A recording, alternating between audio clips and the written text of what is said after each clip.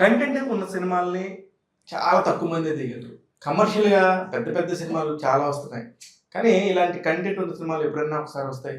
ఆ ఎప్పుడన్నా ఒకసారి వచ్చే సినిమాని తీసేది మాత్రం ఈ దర్శకుడే. తెలుగులో ప్రత్యేకంగా చెప్పుకోవాలి ఈయన గురించి. దాదాపు 20కి పైన సినిమాలు వచ్చినాయి. ప్రతి ఒక్క సినిమా కూడా కరెంట్ అఫైర్స్‌లో ఉన్న ప్రాబ్లమ్స్ ఏంటి, ఇప్పుడు కొత్తగా జరుగుతున్న సిట్యుయేషనల్ ప్రాబ్లమ్స్ ఏంటనేది ఆయన దగ్గర పుట్లుగా ఉంటాయి. వాటన్నిటిని ఒక్కొక్కటి తీసి సినిమాగా చేస్తుంటారు. ఆయనే సునీల్ కుమార్ రెడ్డి గారు. ఆయనతో సినిమా చేశారు. ఆ సినిమా ఏంటి, ఆ సినిమా కథా విశేషాలు ఏంటనేది ఆయనతో పాటు 'గాంధీ తాత చెట్టు' అనే ఒక సినిమా ద్వారా మంచి పేరు సంపాదించుకున్న ఆనంద్ చక్రపాణి గారు మనతో ఉన్నారు. అలాగే హిమ అనే ఒక అమ్మాయి మనతోనే ఉన్నారు. అసలు వాళ్ళు ఏంటనేది కనుక్కుందాం. హాయ్ సునీల్ గారు. హాయ్ అండి. చక్రపాణి గారు నమస్తే. కంగ్రాచులేషన్స్ అండి. Thank you. చక్రపాణి గారు ఏదైనా ఒక మంచి సినిమా తెస్తే నాకు ఒక మెసేజ్ పెడతారండి. ఆయన చాలా సినిమాలు చేస్తుంటారు కదా. గాంధీ తాత చెట్టు టైంలో పెట్టారు. సార్ సుకుమార్ గారు అమ్మాయితో నేను ఒకటి చేస్తున్నాను తాతగాని. చాలా కాలం తర్వాత మళ్ళీ ఈ సినిమా పెట్టారు. పెట్టి ఈ సినిమా మనం మాట్లాడాలి సార్, ఈ సినిమాతో చాలా మంచి విషయం ఉందని చెప్పారు. నిజంగా నేను టీజర్ చూస్తే బాధేసింది.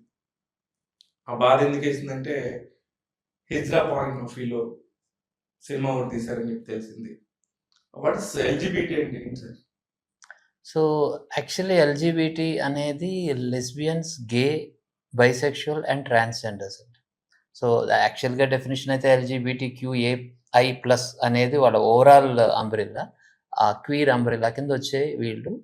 సో అందులో ట్రాన్స్జెండర్స్ని ప్రిడామినెంట్గా నేను తీసుకొని ఈ సబ్జెక్టు, అలాగే గే కమ్యూనిటీకి సంబంధించిన ఇష్యూస్ని రెండింటిని నేను డీల్ చేస్తూ LGBT ఏ లీగల్ బ్యాటిల్ అనేది టైటిల్గా ఇది నేను ముందుకు తీసుకొని వచ్చానండి. అంటే ఒక ఓవరాల్గా వాడు చేస్తున్న పోరాటం ఏదైతే ఉందో, న్యాయ పోరాటం in the sense not just legal అనే కోర్ట్ అనే కాకుండా న్యాయంగా నాకు కావాల్సిన హక్కు ఏమిటి అని చేసే ఒక పోరాటం అనుకోండి. అది సమాజంతో జరిగే పోరాటం కూడా కావచ్చు, లేకపోతే వాళ్ళ అస్తిత్వాన్ని వాళ్ళు ప్రూవ్ చేసుకోవడం కోసం చేసే జర్నీ కావచ్చు. దాన్ని చెప్పాలి అన్న ఇంటెన్షన్తో చేసిన ప్రయత్నమే LGBT లీగల్ బ్యాటిల్ అండి. మీతో ఇంకా చాలా మాట్లాడాలి సార్, మీరు ఆగండి అసలుకి. మీరు మీ పేరేంటండి? నా పేరు హిమ అండి. హిమ. ఓకే. మీతో సార్ సినిమా చేస్తారన్నప్పుడు అసలు మీతో ఎలా ఫస్ట్ కలిసారు, అసలు మీతో ఏం చెప్పి ఒప్పించారు మిమ్మల్ని? యాక్చువల్లీ సార్ ఫస్ట్ మా ట్రాన్స్జెండర్స్ కొంతమంది మా పెద్దవాళ్ళని కలిసి కొంతమంది ట్రాన్స్జెండర్స్ని ఆడిషన్ తీసుకొని ఒకరిని సెలెక్ట్ చేసుకున్నారు. నేను కాదు, ఫస్ట్ నన్ను సెలెక్ట్ చేయలేదు. తర్వాత తనని సెలెక్ట్ చేసి ఆ మూవీ గురించి డిస్కషన్ చేయడానికి మా ఇంటికి వచ్చారు. అంటే మా పెద్దవాళ్ళ ఇంటికి వస్తే అక్కడే ఉన్నాను ఆ రోజు. నేను స్టెప్స్ దగ్గర కూర్చున్నాను. సార్ వాళ్ళు వచ్చారు, స్టెప్స్ ఎక్కుతూ నన్ను చూశారు.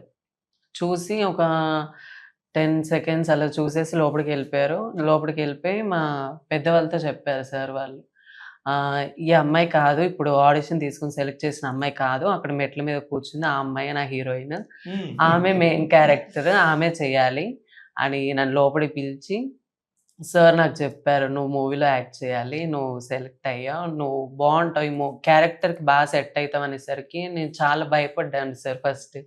ఎందుకంటే నేను ఇంతవరకు షార్ట్ ఫిలిమ్స్ కానీ ఇంటర్వ్యూస్ కానీ నార్మల్గా ఇంట్లో టైంపాస్కి రీల్స్ తీయడం తప్ప ఇంతవరకు కెమెరా ఎప్పుడు ఫేస్ చేయలేదు. దానికి భయపడి సార్ నేను చేయలేను అని చెప్పేసరికి సార్ చాలా ధైర్యం ఇచ్చారు, సపోర్ట్ చేశారు. నేను నీకు సపోర్ట్ చేస్తాను, ఎలా చేయాలో ఏందో నేను చెప్తాను, నువ్వు నా మీద డిపెండ్ అయ్యి నువ్వు రా, నేను అంతా నేను చూసుకుంటానని చెప్పేసరికి ఇంకా ఒప్పేసుకున్నాను.